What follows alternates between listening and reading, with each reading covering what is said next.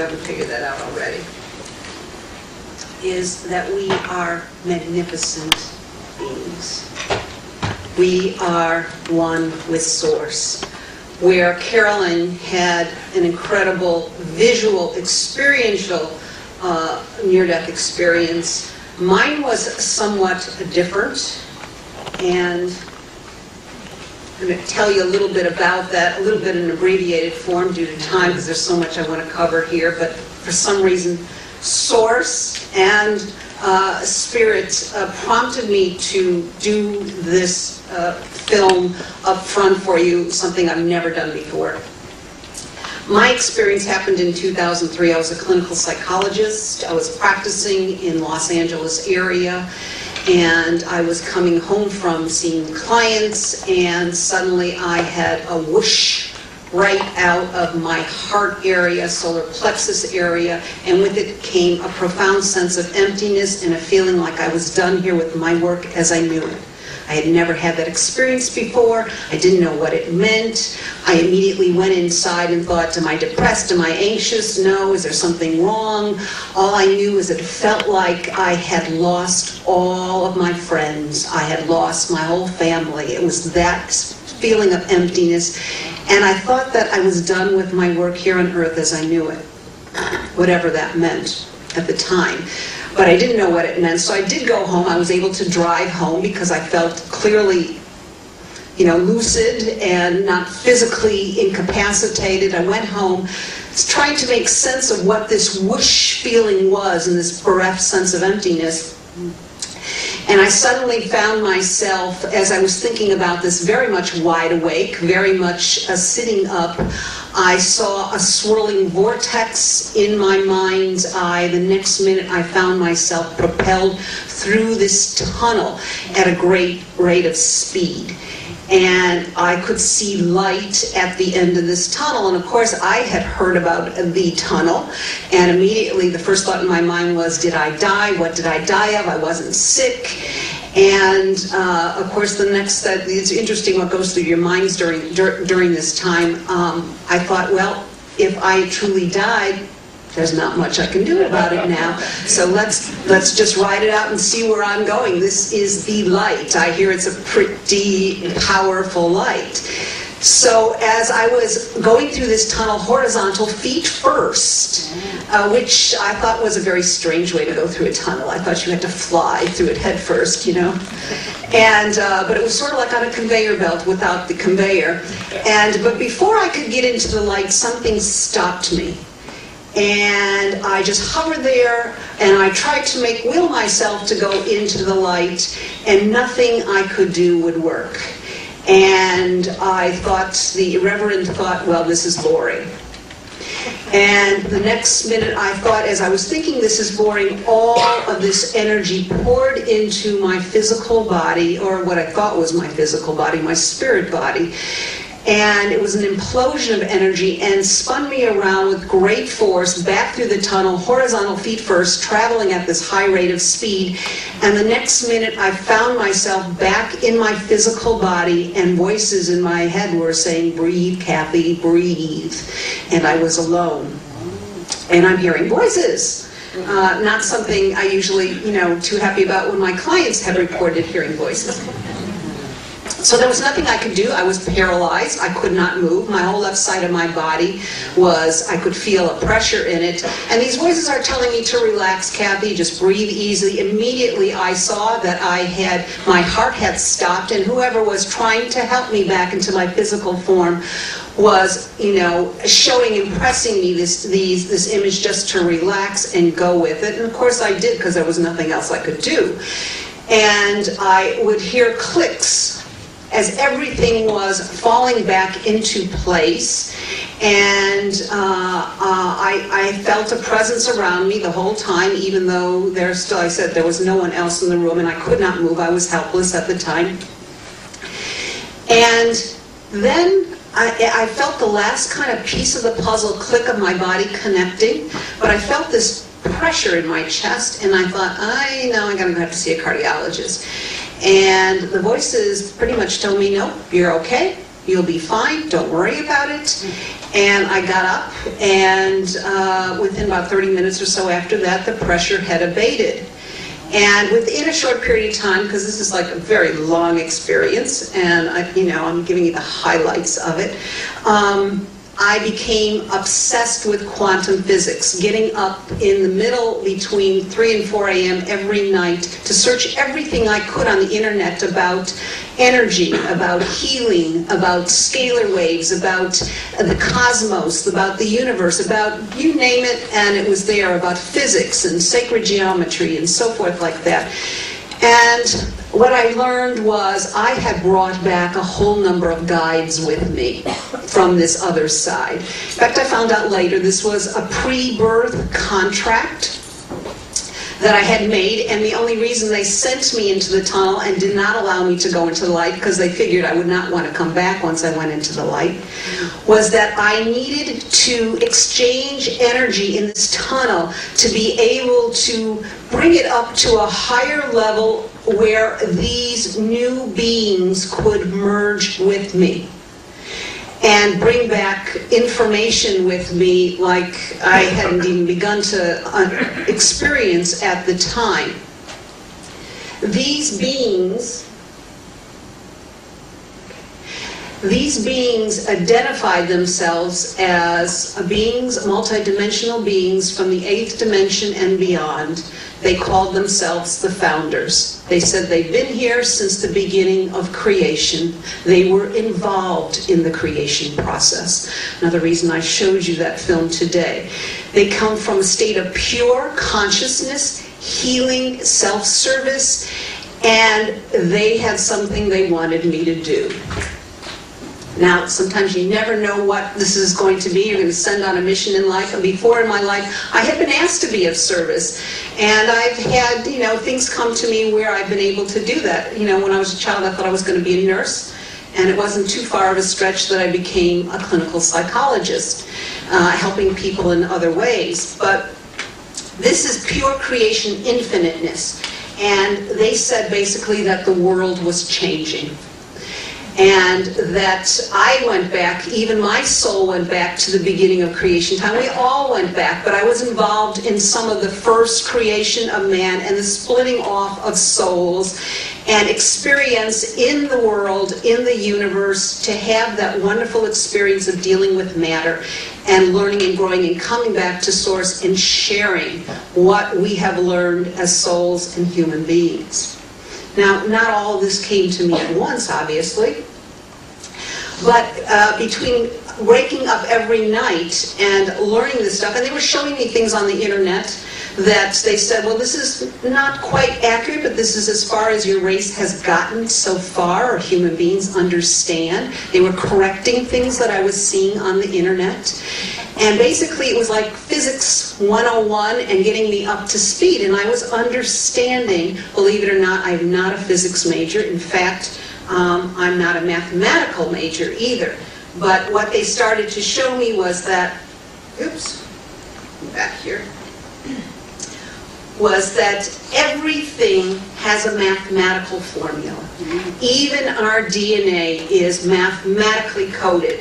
And we need to speak to it in a language it understands, because the consciousness of our cells understand math.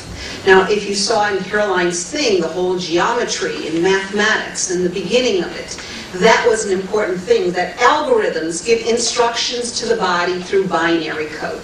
And that's zeros and ones. It's computer language. Is it any, is it coincidence that when the computers were developed, that they spoke, it was all programmed in zeros and ones? Those zeros and ones give information to the body.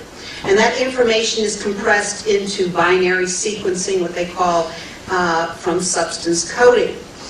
It takes old information that we're born with in our DNA and actually rewrites it. So when we say all things have a mathematical code, as when they started to tell me this, I basically thought, oh my gosh, you know, math was my worst subject in school. I barely got through it to get through graduate school. You know, I was good in everything else but math. And when they started telling me everything in the universe is structured around math, you know, love to, but math, you know, I was like ready to tear my hair out because you sort of like, okay, well, why didn't you go find someone else? You actually picked a math dummy here. Which is actually why they picked me, because I had no preconceived notions that I would throw down and say, well, that doesn't fit with what we know about mathematics today. So the ancients referred to this as sacred geometry, no new term here, I'm sure. Sequencing patterns that resonate in all of nature. They're incorporated into our, you know, most revered monuments, the Great Pyramids, some of the Greek Pythagorean temples and so forth like that. The ancient monuments. The Greeks believed it was the science of vibrational energies. And it, you know, I think it makes scientists forever ask, was God a mathematician? Because math is such a key thing. The golden mean spiral. This is the most powerful transformation in for cellular healing. The spiral is the measure of the creative forces. And the harmonics of all living organisms, you know, are governed by the principle called the golden mean, or phi. It's proportional geometry. So I had to start learning all this, but I did understand it on a fundamental level. And I started to see things in numbers. And to this day, you know, I see addresses and so forth like that, and I start bringing them into a number pattern or so forth like that, or people's telephone numbers or so forth. So what they were showing me was that I had to start and throw out the old way of thinking about energy, or what we called waves, cycles per second, frequencies. You know, that frequencies encompass the whole world and everything, but behind it is a mathematical signature. And most of us have heard what we call Hertzian waves. Those are cycles per second. They're the standard norm of measuring energy. But what they were showing me was that they wanted me to think in non-Hertzian terms, which is subtle energy. These non-Hertzian waves are believed to be associated with health and the natural healing process.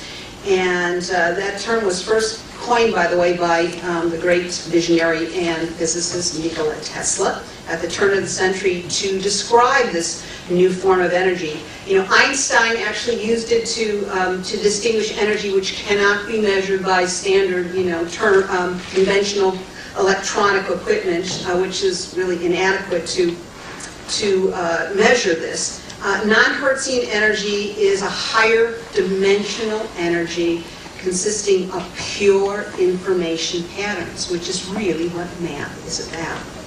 And that mediates communication between all cells in the body. So as they started this, they started to say what they wanted. They wanted me to, and at first I did not believe what this was saying. I kind of poo-pooed it. It was to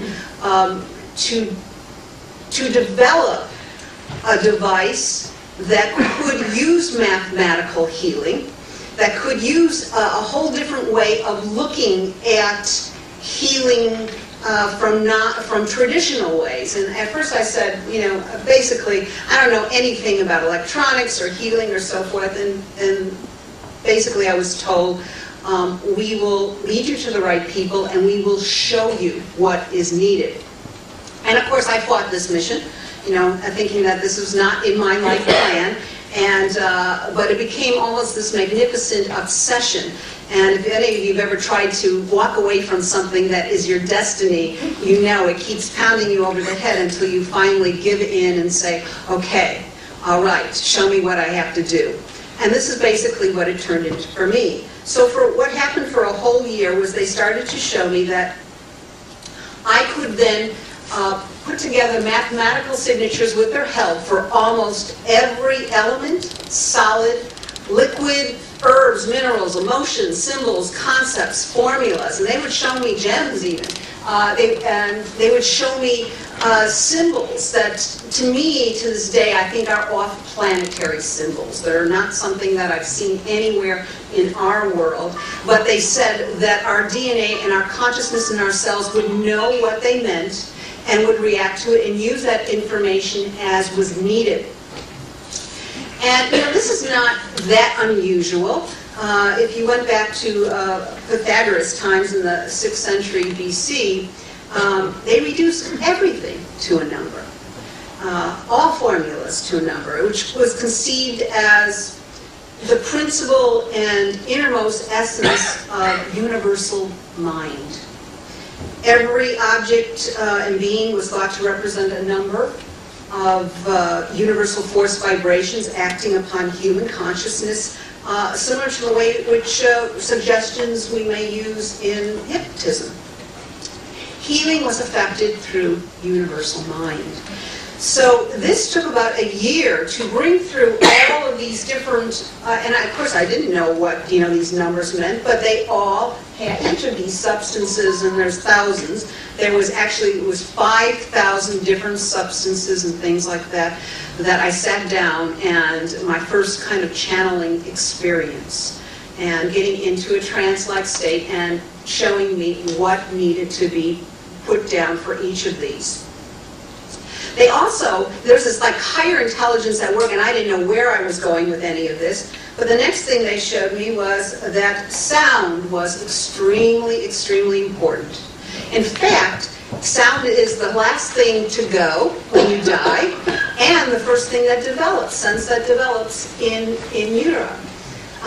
So sound, we are programmed for resonances of sound, and some speak to us universally, just like, hit songs, they have universal chords in it, that suddenly everyone says, I love that song, and they really don't know why, because it has this universal sound vibration. So I was led to that, and sound, music and sound are the carrier waves of information, especially to the body. And so they set up a resonance in the energy centers, some people call them chakras, or energy centers of the body. And when you start resonating those particular energy centers, it makes information coming into the body much more receptive. So they were showing me there was a clear link between information and sound coming in. And so the next thing they showed me was the fact that fractals. Now, I had never heard of a fractal before then. Fractals are like holograms, and elements of holograms are contained in the whole body. And we're going to go a little bit more into that later. I didn't want to get too much into that now. But fractals, every part of you zoom in contains the whole with some slight variations. And fractals amplify information. They make electrical field charges, which make our DNA work more coherently. And practicality is the new science of life. Most people don't understand all of its implications yet, and we're still finding that out. It's infinite, non-destructive, perfect compression, which creates what the yogis call phase conjugation, or oneness. So the science of fractals is very important, coupled with, and especially if sacred geometry are infused in those fractals. So, at first I got codes, okay, music, okay, fractals, and I was like, what's next? And, all these parts, and I still wasn't sure how all these parts were coming together. So they showed me crystals, and they went into my brain and looked at what I could identify with, and that was the Superman movie, The Fortress of Solitude. And he's putting the crystals in, and which is giving him information on his race, his history, and everything else. And they're showing me that, quartz crystals, and they were showing me these crystals, sort of like the Superman crystals, and, I wasn't sure how they wanted to use these crystals. So they got me on a search of going all over the world looking for a lab that would grow crystals like this, because they said you can't find these crystals in nature. You have to have perfect clarity ones, which are grown from little seed crystals and controlled, because these ones can communicate much more easily with other crystals. So, what emerged was crystal rods, double terminated crystal rods, which means pointed at both ends, with a little oscillating thing for codes to come through and resonate through the crystals from your computer to what we call a little amplifier box that changes it from digital to analog, because the body likes an analog signal, and so do crystals, even though this is the digital age. So human cells are like liquid crystals. The human body is actually comprised of millions of crystals, and quartz crystals act as oscillators. We find them in all of electronic devices. They create a charge, they have the capacity to store information, amplify, transfer information, and of course they talk to each other. Now in some crowds you say crystals talk to each other. Oh, absolutely. In fact, once we were sending information through by two huge crystals, and they were very clear crystals. These were like big floor crystals, and they started to get cloudy as they were absorbing the information being sent, and it took almost like a couple days, up to 5 days for them to become clear again. They were storing information, something you normally don't see like that. So they were showing us that these crystals could be used to place anywhere on the body, or hold them in your hands, or put them on your energy points of your body, and either meridians or anything else, and that could transmit the information through these crystals to those areas of your body. Now, I don't know, when I first heard this, I thought that was pretty crazy. But I've since obviously changed my tune, because I thought, it's, I started to have memories of when I go into meditation of the use of these centuries ago, almost in the same way, but it's now being retrofitted for today's technology. So, how was I going to put all this together? What they were showing me was it could be used in a computer. And what evolved out of this was 3 components: software, signal box, crystals in any type of computer, and could be easily sent through the computer to the box, to the crystals, to the human being. And this information, and what they wanted it to be called, was Trinfinity 8. Now, Trinfinity meaning Trinity and infinity, and the symbol for regeneration, life, and the 8, of course, on its side was the symbol for infinity. So when this first came about, the software, I sat there and I had all of these substances that had been coded, and then they started to tell me what you could put these substance coatings in. Whether it be something, different things that dealt with stress reduction, energy restoration, whether it dealt with skin and hair, face and beauty, weight management. They also allowed me a wish list. So I got my friends together at that point and said, what would you really like to change with energy? And of course I got this whole list, and that's why I've got a few really strange programs in this device, 72. Which is now used around the world by different types of practitioners, from traditional to holistic. And we've done some DNA testing on it as well. Outside sources labs have done it, not us, and found it actually changed the DNA. It made it more coherent. And when you made it more coherent, it correlated with the ability to repair itself. Which was quite, because when we started, I said, I don't know if this can do anything. And I said, dear God, please do not send me on a fool's mission. So I opened people up to testing it on anything. And they would ask me, what do you expect of this? And I said, I have no idea what to expect. The first time we had people on it, they were channeling dead people, which really threw me off, And in fact, one person said on the device, I'm a psychic, and I had all I could see. It was like all my guides came forward, and it was like tuning my psychic ability like a channel on a radio receiver, crystal clear. And he said, and then I saw all these beams of light come forward, and that they were responsible for this particular device. And then I saw your father come forward. Now, this man did not know my father had already passed over.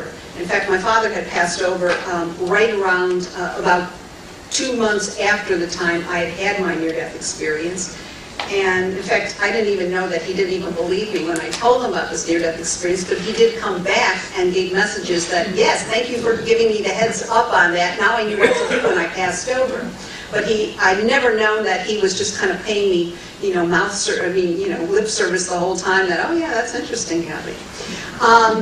So the guy said, your man came forward, he introduced himself as your father, and he said he just wanted to say it was money well spent. And this device, the whole development of it, the research of it, everything came from right around the time. That time my parents died within a year after I'd had this experience, and they left me some money which allowed me to actually develop it, which I found out later was prearranged. There's so many things I want to talk about, and usually Diane said, well, you need to talk about your technology. I said, I need to talk about my technology. I want to talk about consciousness. So I'm going to get into that too. Because this is where I was, and things have gone even deeper for me. But just to kind of give you a little bit of benefits from it, the universe actually is kind of uses puns a lot. And they surprise us in many ways. We found out that our decreased inflammation and swelling program not only helped decrease inflammation in the body, which is usually the root of all diseases and illness, but that it reduced anger, which is inflammatory, inflamed, swelling, building of an emotion that's inflamed. We found that it did that as well. Some of our psychologists found that when we did our LIPS program, that women started speaking up and expressing their needs. And we thought it was a cosmetic thing. And so there was a number of things that we did not experience. We found pain relief was very quick, and people that either had, maybe they may have been chiropractors, because we have chiropractors, we have Reiki people, we have lots of different people in the energy realm, and they were using it sometimes in conjunction with their own healing modality and found it sped up the process.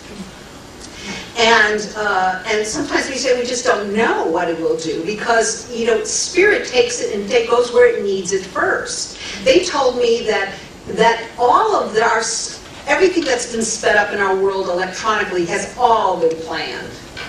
And that was because we needed information to be processed down fast enough and to connect us together as one global mind internet too.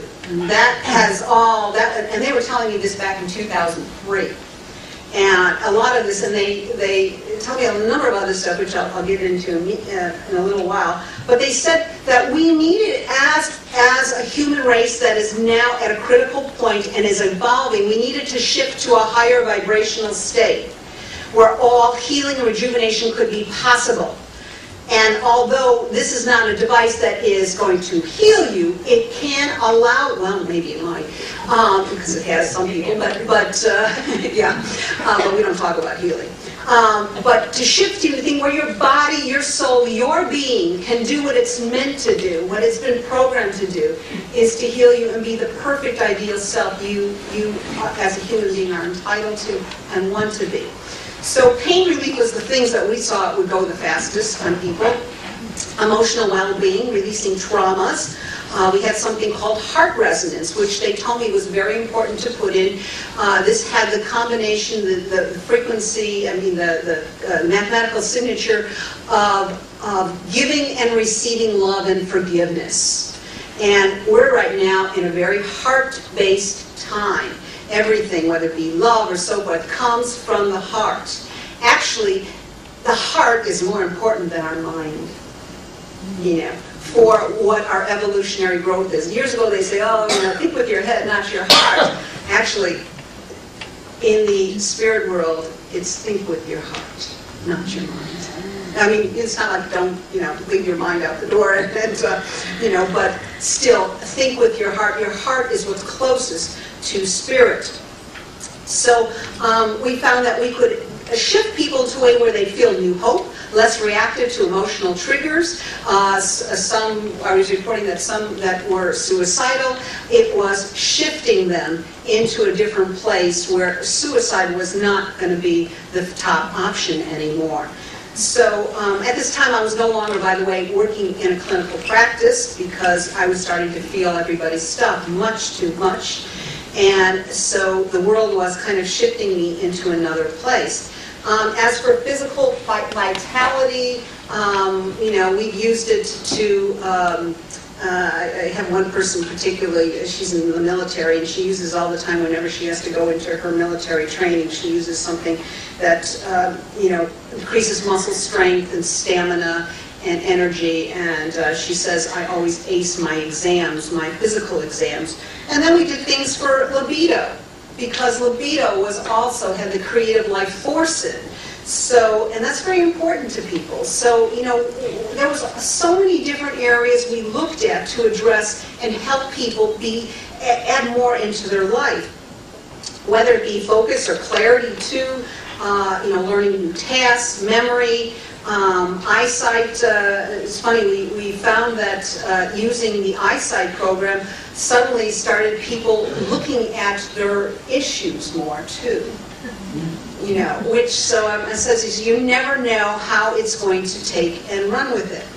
So I like to, keep an open mind about things because they said basically this was an intent-based device. And a lot of devices are coming forward right now like this that are helping us our energy shift. I'm not saying this is the only one. It may have been back then because of the fact it was mathematical. It's mathematical codes. Most everything is frequency. They said, you can go take it right to the source with just math, and that affects the frequency of everything.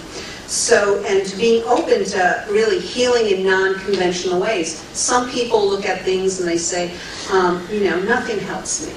Well, sometimes that's kind of a badge of honor too. Nothing has helped me. I'm so special, nothing helps me. Of course, nothing is going to help you if you believe nothing is going to help you. Usually when I was doing clinical psych work, if somebody came in and said that to me, I said, I'm sorry, I can't see you then. It's like, why bother if you don't feel that this can really shift your life? So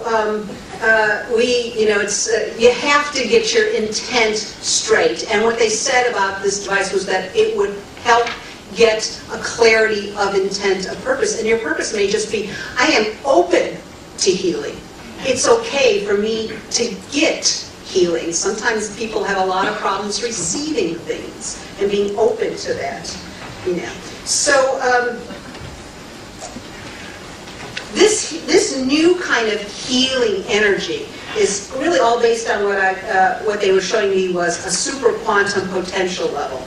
And it resides beyond the ordinary 4-dimensional space and time, and it's a higher dimensional level. It's beyond even subtle energy, and it's called spiritual energy level.